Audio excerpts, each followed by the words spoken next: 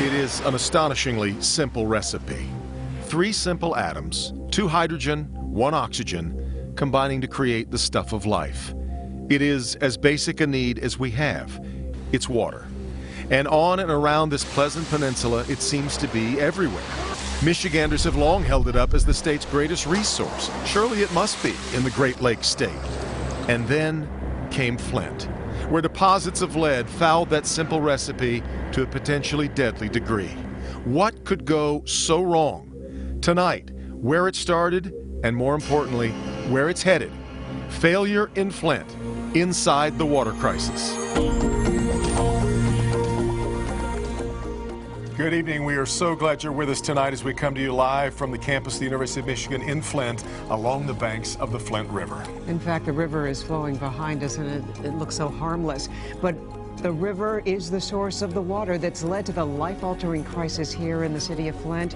Tonight, through the combined efforts of Help Me Hank, the Defenders, and the Local 4 News team, we'll show you how it all started, who the heroes are who uncovered it, and what's being done now to try to fix it. We are also going to see how everyday people are living without easily accessible water. We're going to talk with parents about their fears, their worries, the uncertainty that they deal with every day, wondering whether the water that was tainted with lead in their homes will determine their child's development over years to come. And you know, as a parent, and we both are, I can't imagine the enormity of having that kind of weight on your shoulders every day. But you know, every day there's something new on this crisis. And consumer investigator Hank Winchester has been here since the very beginning. We'll get things started off with him for a look at just where things stand right now. Good evening, Hank. Carmen, Devin, good evening to both of you. We're inside one of the fire stations just up the road from both of you right now. Another busy day here, not only in Flint, but as you will see also in Lansing. This is the reality in Flint every day. Today is no different. If you want clean water, you make your way here to the fire station. Many in line telling me they're wondering when this will end. It's a pain in the butt. Yeah. Today, Governor Snyder in Lansing talking about the plan to fix this problem, and that includes removing some of the lead pipes in Flint. We're still learning where all the pipes are and what are the biggest challenges. So part of the study is there's about 10,000 unknown pipes in particular we need to get the bottom of. The NAACP wanting swift action, warning the governor that if a plan isn't moving forward in 30 days, a massive protest will get underway. The governor acknowledging work to develop a permanent fix is underway, and that includes an investigation into the Michigan Department of Health. Again, there are challenges in that agency also, and that's something we are making a review of. The first steps now being taken by the governor, he says, to identify pipes that could be a problem here in Flint. And the reason? Well, obviously, it's because the pipes are a danger, and that is why you see stacks and stacks of bottled water here behind me. This is what is sustaining the community and the people of Flint. Carmen, Devin? All right, Hank, and of course we will hear more from Hank coming up, and we'll get back to him in just a few minutes. But first, what about this river behind us? How did this happen? How did the Flint River, which should have been a perfect source for water, turn toxic as it poured from thousands of faucets in this city? Let's bring in Defender Karen Drew as she takes us back to the very beginning of all of this. Karen. Carmen and Devin talking to families here in Flint. They say they remember how this started. It was dark water. It was water that caused their children's skin to itch. Insiders in city government telling us 10 years ago this idea was introduced to use the Flint River water, but it was shot down, and they couldn't believe what was then introduced and passed in the spring of 2014. It was back in April of 2014 when Flint switched from Detroit to the Flint River for its drinking water. The move was part of a cost-cutting measure. The city couldn't afford the $1 million monthly bill to Detroit, and under Flint's emergency manager, appointed by the governor, a decision was made. Money had to be saved. State officials told families the water was safe, but residents say once the switch was made, they could tell the difference. So I've had water that was discolored, foamy. And they keep giving us dirty crap that makes us sick, it hurts us. Weeks later, alarming levels of lead were detected in the water. So less than 2 weeks after the switch, they started failing the test, and they failed the next 3 quarterly tests, all in a row. But Flint's public works director said Flint's water was passing all state testing. We're confident the plan that we have going forward addresses the issue. We're bringing technical expertise, we're bringing resources to the table, and we'll stay at it until we get it right. NBC News obtained an email from July where the governor's former chief of staff wrote to health officials, "These folks are scared and worried about health impacts, and they are basically getting blown off by us." There were assurances internally all was fine and that the public was being told to anyone who is concerned about lead in the drinking water in Flint can relax. Pediatrician Mona Hanna-Atisha launched an independent study and found lead levels in children had doubled since the water switch, and in some areas of town, tripled. In 5 years, these kids are going to have problems with special education. They're going to have cognition problems. A Virginia Tech research team said the water coming from the Flint River was 8 times more corrosive than Detroit water. These nails used to back their claims. The complaints continued. The water is filthy. In September, Flint's school superintendent announced students would no longer be drinking the water. I'm taking control of the part of the day that I have control over, and that is the school day. October 1st, the state declared a public health emergency, advising Flint residents to filter their water. Then officials started giving homeowners filters. October 8th, the state decided to return Flint to Detroit water. We need to acknowledge that the DQ made some mistakes with respect to our protocol. November 13th, a federal lawsuit is filed due to negligence of state and local officials, seeking compensation, a medical monitoring fund, and more oversight of Flint's water system. They just disregarded the studies, they disregarded the experts, they disregarded the advice. Then, December 29th, the governor apologizes in a statement, reading, "I want the Flint community to know how very sorry I am that this has happened, and I want all Michigan citizens to know that we will learn from this experience." The governor also accepted the resignation of the director of the MDEQ, Dan Wyatt. One of the things we've always talked about is holding people accountable, and that shows that that's what's happening. Water is a human right! Right, right, right! Meantime, protesters grow louder and residents are still worried. You don't trust it because you've been hearing so many different things from so many different people that's conflicting information, so it's like we still continue to buy the water. And as for a future for these families, who's going to buy your house? Who would want to buy it? We're tracking new developments in the Flint, Michigan toxic water crisis. The water crisis in Flint continued to get national coverage. Filmmaker Michael Moore called for the governor's arrest. Then, January 5th, the governor declared a state of emergency, and the U.S. Attorney's Office announced it's helping the EPA with an investigation into Flint. A week later, the National Guard is called out, but only 7 guardsmen arrived to help. After much criticism, more members of the National Guard are called out to help deliver water to those in need. Next, the crisis expands to include Legionnaire's disease. Officials reveal a spike in cases as well as deaths after the city started using river water. January 15th, Attorney Bill Schuette announces he has opened an investigation into the Flint water crisis.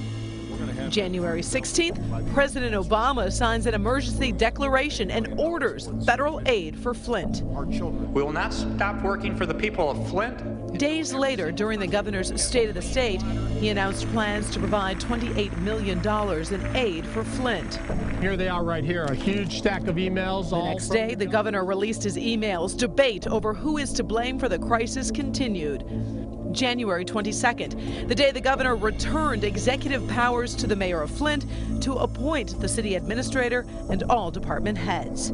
Then, on the 2nd of February, the federal investigation into the Flint water crisis turns criminal in nature. The FBI joins in on the case. If they're putting in the manpower and resources to investigate it, they have some reason to believe there's a potential violation. The next day, the Flint water crisis takes center stage in the nation's capital as congressional hearings begin to find out who knew what, when. Only problem, Governor Snyder and Flint's former EM, Darnell Earley, are not there. Meantime, on February 9th, Flint's mayor introduces a $55 million plan to replace the residential pipes in the city. All lead pipes in the city of Flint need to be replaced. All the time, the families in Flint trying to make it through day by day with water they can't drink, too afraid to bathe in, and questions on when the water will be safe again. And it is a timeline that continues to change every single day. Political candidates descending onto this city, shining a spotlight. But as we said, the one question no one can answer, when will the water be safe? That's what everyone wants to know tonight. Carmen, Devin. Oh, they certainly do, Still. Karen. And at what point during that timeline could they have made a better decision to go back to Detroit water? But lead isn't the only problem here.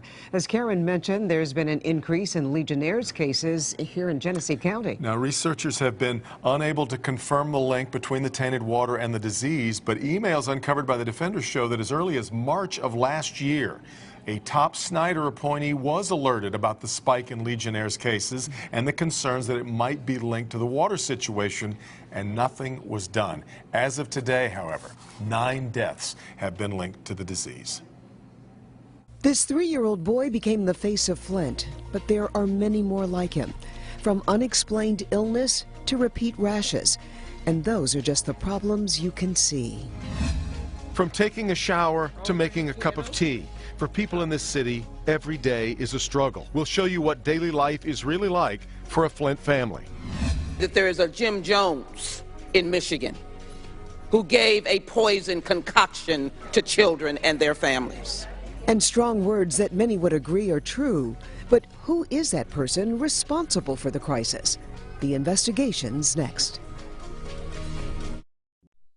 Got a real bad rash on my arm.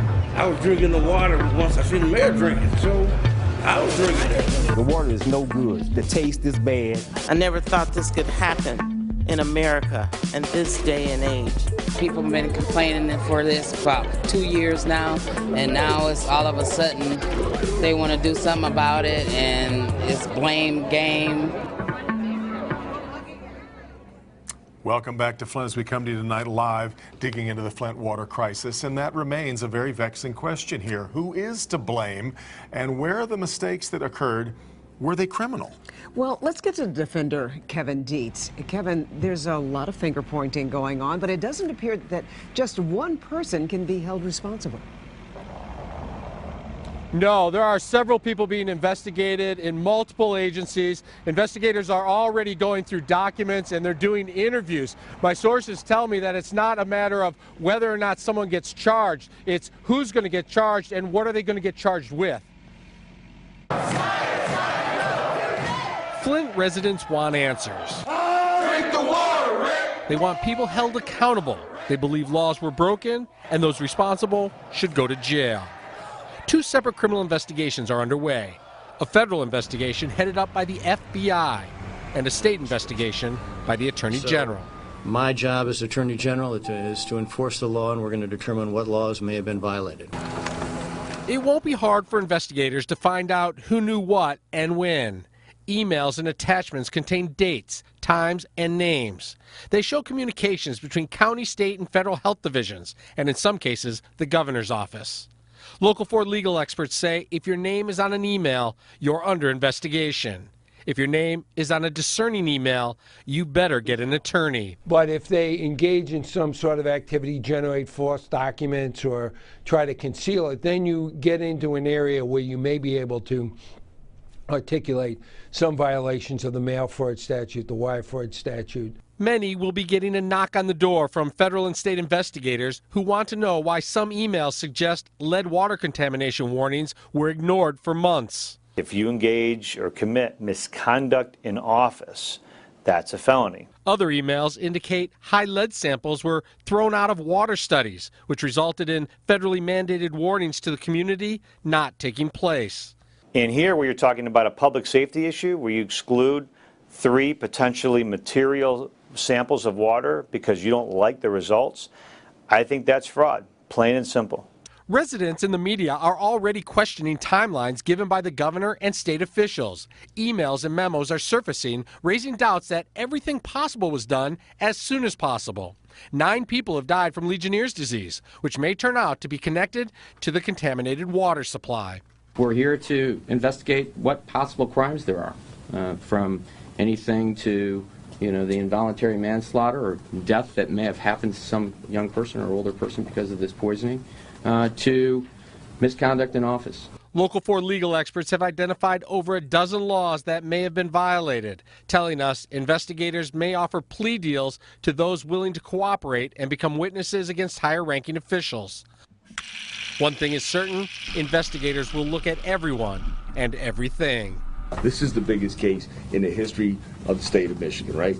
And that's what draws us to this, is to get these people their answers. As Todd said, these people are victims. That's who we represent. Investigators tell me they are confident that they will get to the truth about what happened here in Flint and that prosecutors will hold those responsible accountable. One of the people who will be questioned by both the feds and the state investigators is Governor Rick Snyder. We sat down with the governor in a one-on-one interview to ask him the tough questions that you want answered. That is coming up in just a little bit. Carmen, Devin. Yeah, Kevin, all these suits going forward, though, and investigations, this is tricky. It's very tricky to sue your government. You have to prove more, really, than just mistakes were made, right? You do, but there are several laws that can be used here, and quite frankly, just delivering water that injures people is enough to charge people with crimes. So you're going to see people charged in this case. So you don't have to prove that there was, in fact, a cover-up necessarily? No, those would be separate charges, and they are looking at that. Any documents that may have been tampered with would indicate a cover-up, and those would be separate charges. But they can charge people just because of what happened, because of the misconduct in office, basically. Yeah. Who knew those laws were on the book? All right, Kevin. All well, right. For the residents of Flint, that is no doubt a concern. Who's to blame? But their time is more spent on the day-to-day of getting by and figuring out how you can get through with filters or whatever else, your bottled water, your temporary fixes. Well, Hank is back with a look at what's being done to make the water coming out of the tap right now safe once again. Hank? And Carmen, that's what it's all about, the solution. The governor has one plan, and today he talked about it in Lansing. In fact, his team just released an updated press release about his plan. The issue, though, the mayor of Flint, well, she has a completely different idea about how to solve this crisis. We know the water is the problem. The question tonight, the question that remains, what is the solution? Unfortunately, it depends on which politician you're speaking with. Flint's mayor has made it clear to me that she wants these pipes removed now. We are going to restore safe drinking water, one house at a time, one child at a time, until the lead pipes are gone. The mayor's plan she calls the Fast Start Plan. It is a $55 million project that she says will solve the problem. The question, though, where to get the funding. In order for Flint residents to once again have confidence and trust in the water coming from their faucets, all lead pipes in the city of Flint need to be replaced. The governor has a different approach. He wants to wait and see, treat the water, continue doing aggressive testing, and see if the water levels become safe. Having said that, he has been working to funnel millions to Flint to deal with different infrastructure issues, at least $25 million for projects alone. There's a path to work through this. Again, if you look at Professor Edwards and his recommendations, as you go through the process of recoding the lines, extensive scientific testing to say the water's safe out of the tap. The second step is to do a survey of the entire infrastructure. Some lead experts worry that removing the pipes could actually make the situation worse. It is unclear what the real cost and timeline would be for a project. For many in Flint, knowing different leaders have different plans moving forward, it's been a source of frustration. Many just want to know how the problem is being resolved and if the water will be safe for them and their families. And the governor's saying that survey plan will begin very soon, taking a look and trying to identify which pipes that he believes should be removed.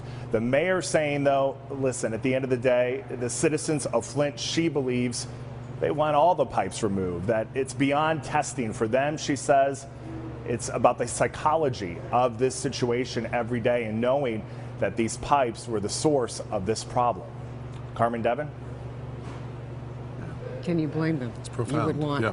fresh new pipes too. Well, the calls are coming in from just about everywhere. Demands that the governor resign. And tonight he is telling the defenders why he is not stepping down and why he doesn't believe that's the answer. And a day in the life of a Flint family. They can't just turn on the faucet to brush their teeth or wash their face. We're going inside a home to experience their challenges. Next. When a mom comes to see me, that anguish and that anxiety in her eyes is palpable. And I'm watching them all the time. Are they smart enough still to do the things that they were just doing, or did the lead level cause their intelligence to fall off a little bit? There are children here. There are children here.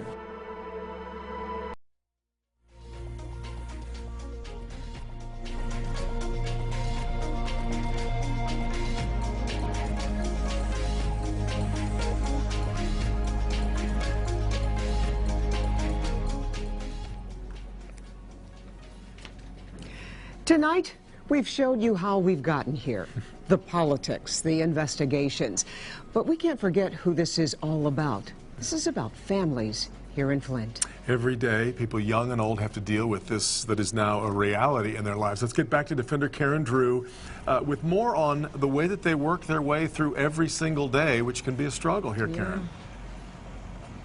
You know, Carmen and Devin, we spoke with so many families here in Flint, and there's so many different stories. It's about the mom who has to figure out how to bathe her baby, the parents who are trying to figure out how do they mix that baby formula and they don't have water to use. It's about the kids at school who can't use the water fountain, and it's about the seniors who have to take medicine every other hour and don't have water to take it with. Then I open them, and I pour the water over in the kettle. Try to fill it up. Maggie Young is a caretaker for Mr. and Mrs. Holly. When they brush their teeth, wash their face, wash their hands, this is what I do. Every day, all day, is boil water. The Hollies are in their 90s and need help in their home, from bathing, cooking, to taking their medicines 5 to 6 times a day. Life has been made drastically more difficult ever since this Flint water crisis. I wash my face. My eye coming stinging in and look, my eye was swollen so big. Went to the doctor. He said, "What's wrong with you?" I said, "I wash my face." So now Annie and her husband use bottled water. Well, when they can afford it. With too much money, I'm a poor woman. Yeah. If I was rich, it'd be a different thing. That's for the rich people. You know, it's a big burden, a real big burden. Meantime, Maggie, the caretaker, tries to do her best for the Hollies, but it's hard. Sometimes when I go down and I put a load of laundry in, you know, I have to wash them like again because they not getting clean like they supposed to with that water. But honey, we just don't know until we get through the door.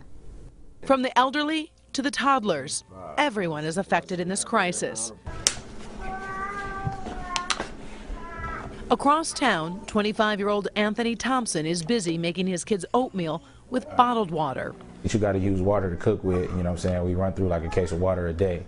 On this day, Anthony is watching his kids and some of his sister's children.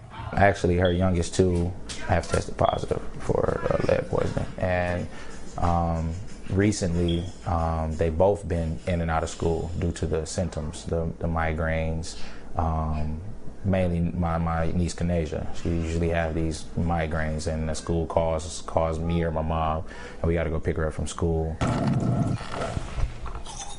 So Anthony is always keeping an extra eye on the kids, making sure they don't ingest the water. Brush their teeth, especially when you got kids that love to brush their teeth. Like my son, he enjoys brushing his teeth. You got to use bottled water to rinse it off, to, you know, do everything. And now you got to monitor them while they're in the tub to make sure that they're not drinking the water or ingesting the water. Life is difficult and filled with worry for Anthony's family. I wish that could be different, but, you know, it is what it is. That is my reality. But I usually always say if you can make it in Flint, you can make it anywhere. Is it good? Something else to think about, we're talking about all this water that's been donated. Imagine you don't have a car. You can't drive and pick up the water. So many of these families have to use public transportation. So you're trying to hold your toddler, you're trying to carry this case of water, and it's just so darn difficult for them, even when people donate the water, for them to get it physically back to their house. Carmen and Devin, your heart really breaks when you actually see day to day what these families are living through. No doubt about it, Karen. And in fact, for those where the kids have tested positive, even if we could snap our fingers tomorrow, replace all the pipes and put nothing but pure water through them, for those families, the story's a long way from being over. It certainly is. Yeah. All right, well, he's the leader of our state, but has he done enough? People I talk to are having a hard time believing your answer. They want you investigated. They want you arrested. Defender Kevin Dietz face-to-face with Governor Snyder, asking the questions you want answered. For many families in Flint, life was already an uphill battle. Well, it breaks my heart because they already have a struggle. Everything is a struggle for them already. But they are also fighters. Most of us, we're strong. We're going to get through this. And they have a message for everyone watching from outside of the crisis. Next.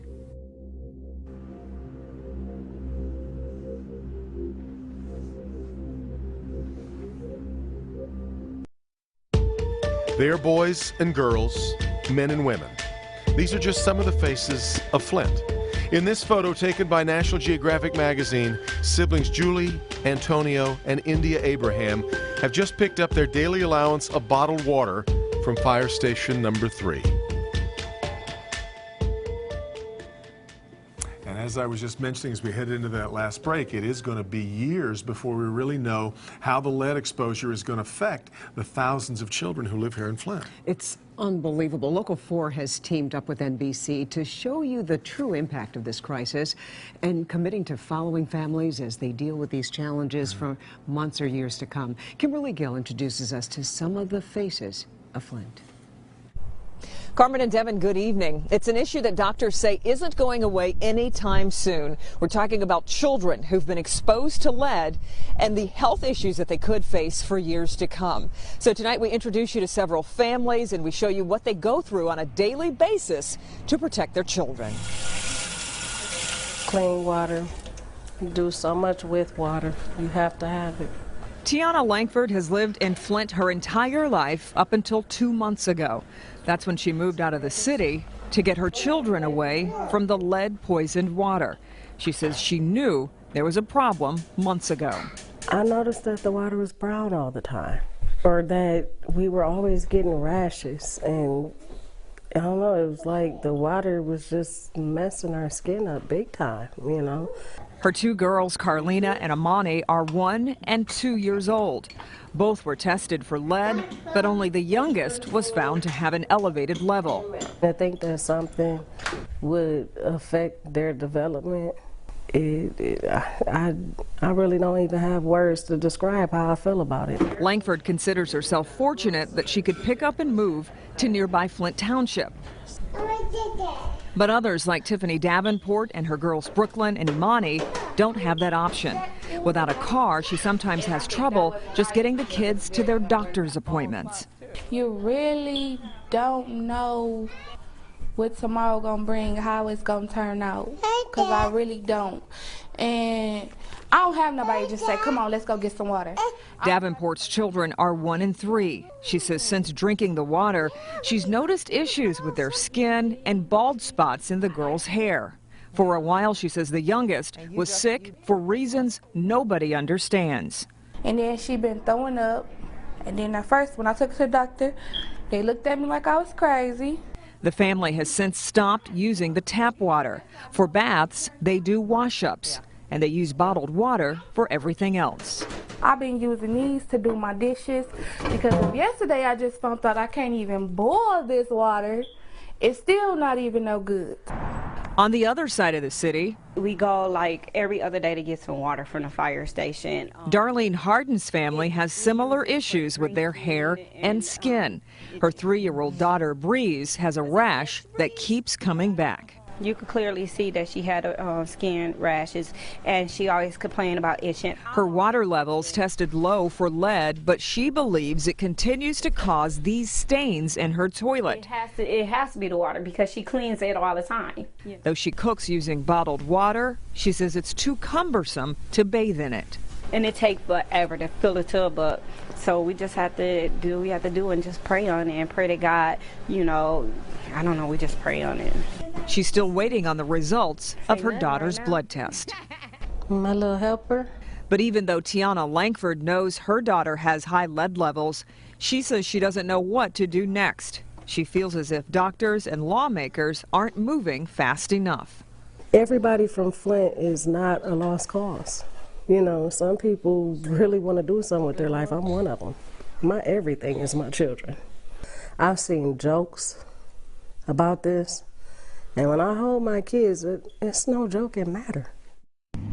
Nobody knows yet what the future will bring in terms of the children who've been impacted by this issue, but you can count on us here at Local 4 to keep you updated. We plan to follow these children's stories and bring you updates on how they've been impacted. Reporting in Flint, Kimberly Gill, now back to you. You know, Tiana Langford, I saw your daughters in this piece that Kimberly did, and my heart just breaks for you, for all of the parents who are struggling with this. And we are now joined by some of the parents who are the faces of Flint in this water crisis. Chia Morgan, Laura McIntyre, Ashley Liddell Ruffin, and of course, Tiana Langford. We just want to say thank you so much for joining us. When did you know the water was toxic? We didn't know exactly that it was lead in it, but going back to it's been over a year, closer to 2 years. You could smell it. You could see that Were you it wasn't drinking clear. it at the time? Stopped drinking it, but still was bathing in it, cooking with it, but not directly inhaling it. And Tiana, I see you're shaking your head. About the same. I mean, it was basically when we were told about it, it was almost like a 24, 48-hour water advisory, kind of like when they tell you not to use your hoses. And so that's about as lightly as it was put towards me. You're all mothers, but you're all at different sort of places on this spectrum of experience that we've seen. Laura, your story's interesting because you actually never really drank much of the water because you were lucky enough to be one of the first ones tested by Virginia Tech. That's correct. And we actually, I work with Naira Sharif and Claire McClinton in the Democracy Defense League, who have ties with the ACLU. And so from the very beginning, even before the switch to the water, we were aware that there might be potential problems and difficulties. And we've been fighting against the financial emergency manager for years before that. So we knew that that something was up. And when we demanded accountability, when we requested the FOIA requests, and they just refused to comply, that was it. I mean, we weren't even going to take a risk to drink the water from the beginning of the switch. And Laura, you could just see it. Ashley, did you have the same experience? Well, and actually, you're waiting for test results, if at last word that I heard, right? That is correct. 2 weeks ago, my children and I went outside of the county limits to go have our blood work done. And just to go through that process and have my children and also myself retested, it was traumatic. My children had to get poked twice, and you know, it's one thing to take your children to go get shots, but it's one thing when now every time we go to the dentist, you go to the doctor, Mommy, do I have to get my blood work checked again? Mommy, are they going to poke my finger? My children went to the dentist the other day, and just out of normal conversation, oh, we're going to the dentist, but they hear doctor, and then they automatically go back to having to have their blood tested. So it's a traumatic experience. It goes beyond just not having clean water and not being able to establish what should be a norm, but it has changed our entire lifestyle. Who do you blame? I blame our governor because he can say that the emergency manager made the official decision, but there's not a move that I'm making today that my boss is not aware of. So ultimately there was some lack of accountability going on there. So he's to blame fully for not having control of everything. He wants to replace some of the pipes, or at least identify the lead pipes and just replace those. You satisfied with that? No, I'm not even sure he's doing that. I don't know exactly what's being done at this point. Well, he said today that they need to prioritize which pipes need to be traded out. I think a lot of people are confused because it's a very connected system. I don't know how you only change part of it, but everybody that we've talked to in Flint so far today seems to believe that the only answer is all new pipes. Are you willing to settle for this idea that some pipes can be recoated on the inside, or is that not an answer? No. And when will you trust anybody who tells you that they've got your best interests in mind to begin with? If the pipes can be recoated, that throws out one of the major issues. You know, if you can just recoat them and everything be all right, why even switch back? You know what I mean? There you go. How will there be a new normal for you? When will life ever be the way that it once was? I don't think there will ever be a normal because of the way that this crisis was introduced to us. Like she said, it started back in the summer of 2014 with 24 to 48 boil advisories and water advisories, and there were water main breaks. So I don't think that we'll ever fully be able to trust the government. We may never be able to turn on a fountain again and really feel that we're getting clean water. I hate to boil this down to something like real estate and money values of homes, but you moved, correct? You moved to Flint Township to get away from the water. The rest of them, I'm curious as to what you feel like this has done to your your own personal wealth, the value that you poured into your homes, your assets. But even with the move, you're still afraid to touch the water. No matter where you're going, it's branded into your mind. You're afraid to touch it. No matter where you go, you're going to have that in the back of your mind, being afraid to drink out of the tap. So what's the solution? Well, the pipes need to be replaced. I mean, have you seen some of the pipes? I mean, decoding the inside of those pipes. And Scott Smith from the Water Defense, who is working with Mark Ruffalo's group, is saying that we're not even getting our water tested correctly or accurately, and we're only testing for lead. There's many other things that are in the water that are just as dangerous, if not more so, that also need to be accounted for. So it's not just lead. The pipes need to be replaced. So if the governor is watching, what do you have to say to the governor? I need for him to understand that I'm not going to give up. I understand that some families will have to make the decision where it works best for them, if they need to move, if they need to relocate. But for as long as my family can tolerate it, this is home. This has been home for almost 3 generations. My grandparents are here. I was raised and brought up in this community, and I have strong roots here. And you know, my children are of age where this is home for them. This is their comfort zone, and I'm just at the point where I'm not ready to leave my home. I'm not ready to give up the fight. There are too many different religious organizations and churches and groups that have really, you know, decided to pull together and making neighbors and building friendships and partnerships with all over the city. And it's like, if everybody picks up and moves because of this issue that is beyond our control, then that's basically us giving up. And I don't think Flint is a city that's full of people that are giving up. They don't look like they're going to give up. Our city is strong, and we're going to continue to fight this, and we're going to fight it in the best way that we know how. We're going to try to remain positive about it, because at the end of the day, when we all go home, we're still boiling water. We're still using bottled water. Well, I'm sorry, not boiling water, because we've been advised not to do that. But, you know, we're still using... You did have to boil the filtered water. So you're right. Shouldn't have. And you're not giving up? No, we're not. No, we're not giving up. I said, I made a statement and I stick to it. If there's anything that can drive me from Flint, it will be the water crisis. But I didn't say it was going to drive me from Flint. This is my home, so. And in terms of the governor, he needs to resign, and criminal charges need to be, he needs to be pressed with criminal charges. There needs to be a Department of Justice investigation. And he needs to release his emails, and without any redacted statements. I'd like to see exactly what is going on with the Karagandhi Water Board and the Water Authority, because right now there's things coming out that are linking this water situation to the fracking industry. I want to see what his connections with Nestle are. This goes deep, and I want him to be held accountable and you know for all of his decisions. Laura, we could talk about this probably for another hour. We want to thank you, each of you, for taking the time and sharing your stories with us, and God bless you and good luck. Thank you. Thanks very much. Well, there have been calls nationally, even here tonight, for the governor to resign because of how he's handled this crisis. Now, some argue that if this had been a richer, maybe whiter community, this never would have happened.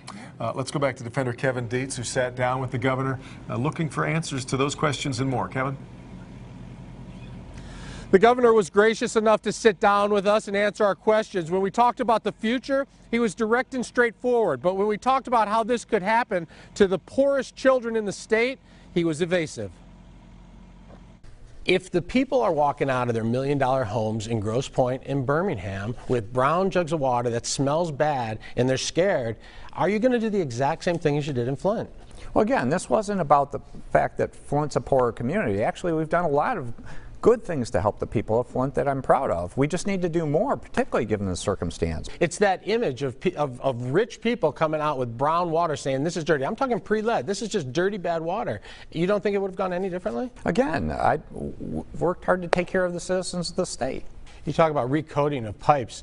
You know, if I lived in Flint and you told me my pipes were recoated, I would still be scared. I'd still be nervous. And I don't know how anyone can ever sell a house unless they can say, we have new pipes here. Well, a couple things. One is the science, both independent and government experts believe they can be recoated. And that's the case that currently goes on. There are lead pipes all over this country that essentially have this coating on it. There seems to be a small push of people who say the media has just completely blown this thing out of proportion, that they're just going way over the top. Are you seeing any of that, or is this overall necessary until we find out what's really going on? Well, again, this is a serious issue. There clearly is a concern and a problem with too much lead that was getting in the system in Flint in terms of not coming in from the source, but because of the coating on these pipes getting eroded. And so we need to get that corrected by getting them recoated and eventually getting good water coming out of the tap. So I think it was very critical to say don't drink the water. Here are bottled water, here are filters, here are solutions in the short term. Longer term, let's get the third-party testing to come in and say it's safe. Let's look at longer term care for anyone with higher levels. Let's look at how to help the city of Flint recover from all this in terms of economic development and other actions. So let's do lessons learned. Let's make sure this never happens anywhere in Michigan again. So there's a whole series of things that clearly are appropriate given this happened, and I wish it never would have happened. It did. Let's step up and deal with the situation by addressing the damage as best as possible. Are you hopeful that this will take place in a month, a year, 2 years, 5 years, longer than that? Well, again, I hope it's shorter rather than longer, obviously. As a practical matter, I'm not going to put a date on that. That wouldn't be right. It's not about how fast or how long it takes. It's about making sure it's safe. What would you tell the people of Flint you're specifically sorry for? Well, there are a number of individuals that work for me that made mistakes in this process, that contributed to not seeing the corrosive controls go in the water that common sense said they should have. And when people make mistakes that work for you, you're responsible. And you have to do everything right to improve it. The other thing is, we went through this, there are opportunities that I wish I could have done things faster and better when you look at it in retrospect. I mean, you always want to say, how do you deal with something like this? Because people have been harmed. Trust in government has been violated in some fashion. And so this is awful. And the only thing that's worse is recognizing that people of Flint have it worse than how I even feel about it. I mean, they're the ones that are having to address the issue of, you know, not being able to just turn on their tap and use the water. People out there are saying they want you investigated, they want you arrested. Is it fair for people to keep saying these kinds of things? Well, again, it's gone beyond that. People want to have me shot. Well, I mean, it's true. So, again, that doesn't help solve the problem. So I just have to deal with all that. I have to live with it, and I'm going to keep my focus on solving the problem. The governor says he's going to let investigators look at the past and figure out who exactly is to blame and who should be charged criminally. He's going to stay focused on the future, trying to get safe drinking water to every resident of Flint as quickly as possible. Carmen, Devin. All right, well, we know that this story is not just local, not just a Michigan story. This is a national story. MSNBC's Rachel Maddow was one of the first members of the national media to shine a light on the serious situation here unfolding in Flint. Let's get back to Hank Winchester. Hank, before Maddow, much of the country had no idea what was going on here. And that is true, Carmen and Devin. I mean, when you talk about breaking this story wide open nationally, the credit does go to Maddow. I mean, she was talking about this last year when the national media was not even mentioning Flint. I'm happy to tell you that tonight, Rachel Maddow joining us live from her studios at MSNBC. Rachel, thank you for taking the time tonight. Hank, I'm super happy that you guys are doing this show tonight. It's been incredible, and it's a real honor to be with you tonight. Thanks a lot. You know, we had an opportunity, Rachel, to talk when you were here for the town hall, which was really a great opportunity to bring people together. I'm curious to know, once you left and made your way back home, were there particular images, were there interviews, were there interactions with people that really stuck with you after you left Flint? Oh, that's an interesting question. Well, obviously there's stuff that I saw in Flint and things that I learned there and people who I talked to that drove additional reporting, particularly on some really, gritty, granular questions about replacing lead pipes in Flint and things like that. Some of what informed our later reporting on that story, just since I've been back at home, was stuff that I learned on the ground there. But I think the thing that stuck with me most as a person was just standing in a living room in a family's house in Flint and learning from them for the first time after we've been talking for a while that they had had one door-to-door visit since this crisis happened in Flint. It'd been almost 2 years that they've been living with this. They'd had one door-to-door visit where somebody came by and dropped them off some water. And I realized, wow, at the national level, we've been reporting that door-to-door water delivery started in Flint. What we missed is the fact that it happened once and then it stopped.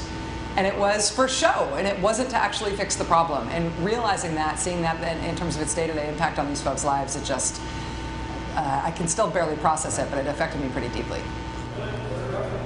Yeah, the images here, the sights, the sounds of Flint, it's really overwhelming to tell. Rachel, I apologize, we're a little short on time tonight. I thank you so much for your time this evening. I know you'll be keeping a close eye on the debate here in Flint, and we hope to see you back here in town very soon.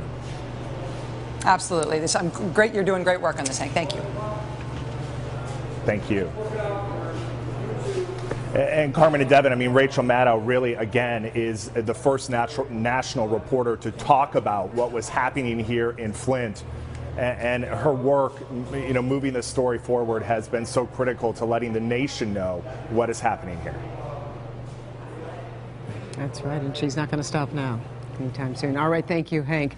We will be right back with our Flint water crisis special right after this. Really do need the water. We put out the call, and you responded.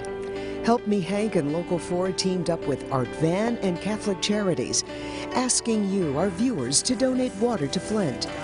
And boy, did you step up. Each week, at least 10 trucks full of water arrive in Flint, and the water gets handed out to families in need. And we're not done yet. You can still donate at any Art Van location in Metro Detroit. Art Van has more than 40 stores throughout the state of Michigan and obviously in Flint. And one of the tenets that Mr. Van established some 56 years ago was to support the communities in which we serve. And this is one way we can serve the Flint community. You know, the response to the need here has just been amazing since the effort started. More than 1 million bottles of water have been donated, and you've been so generous, and you keep asking, how can you help in other ways? Well, guess what? We are taking our efforts to the next level. Water will always be important, of course, right. But we also want to focus on the long-term needs in Flint, specifically the children. So Local 4 and Art Van are working on a new effort that is going to do just that. We're going to share more about it in the coming weeks, but stay tuned. All right, let's get back to our consumer investigator, Hank Winchester. He's been pretty much taken up residence since all of this started. He's been talking with people, been demanding answers from the officials involved here, including the governor. Also been looking at the solutions that are going to be needed here long term. Well, needless to say, he's seen a wide range of emotions, but most importantly, there's a sense of hope. We've felt it a little bit here when we talk to the mothers. They're not going to give up. Hank? It's hard to believe this is happening in an American city. Any filters? I think they're out of filters. People standing in long lines waiting for something that we all need to survive: clean water. Everybody's having to bottle water. I mean, that's our source of water. You don't want to bathe in it. It's been heartbreaking witnessing the struggles and seeing the people who are being affected by this real crisis. I will never forget the lead testing event. Hundreds of scared children, like 5-year-old Morgan. I will never forget all the families who let us into their homes. This house, located on a street with some of the highest lead levels in the city. I've been thinking about moving, but can't right now. I will never forget the countless people who shared their stories with me as they stood in long lines on cold days, waiting for that bottled water. It's getting harder every day because I got a child. It was because of your stories and your struggle that we went searching for help and for answers, starting at the top with Governor Snyder. At what point do things change? Why isn't FEMA out here right now with trucks handing out water to people that need it? Well, again, I think you're going to find the fire stations hopefully do have water in filters. We don't today. We started ramping up. But it's not working. There's no water right now at the fire station on Atherton Road. There's no filters. So whatever you've been doing is not working. We met with Flint's mayor. No, we can't drink the water yet. And that's why we're still, we wanted this emergency. We sat down and questioned Michigan's Attorney General and his team leading this investigation forward. No one's off limits. If you violated the law, I'm going to prosecute you. And I met with those working on solutions and raising awareness like Dr. Mona, Aaron Brockovich, Flint native Michael Moore, Rachel Maddow, Chelsea Clinton, Dr. Nicole Laurie, part of the president's team, Jesse Jackson, and many others. They've helped give this story more national attention. But it's you, the people of Flint, who first raised the red flag, who demanded answers, and who will always hold a special place in my heart. Again, it's all about the people of Flint. We wouldn't be able to tell these stories without their support, and we are so thankful that so many have been willing to share their struggles. Carmen, Devin? Yeah, so right, Hank. And we are now going to continue the conversation over on our website. Head to clickondetroit.com. Our special webcast on Flint starts right now. That's right, and we're going to say good night, goodbye, and we will see you at 11.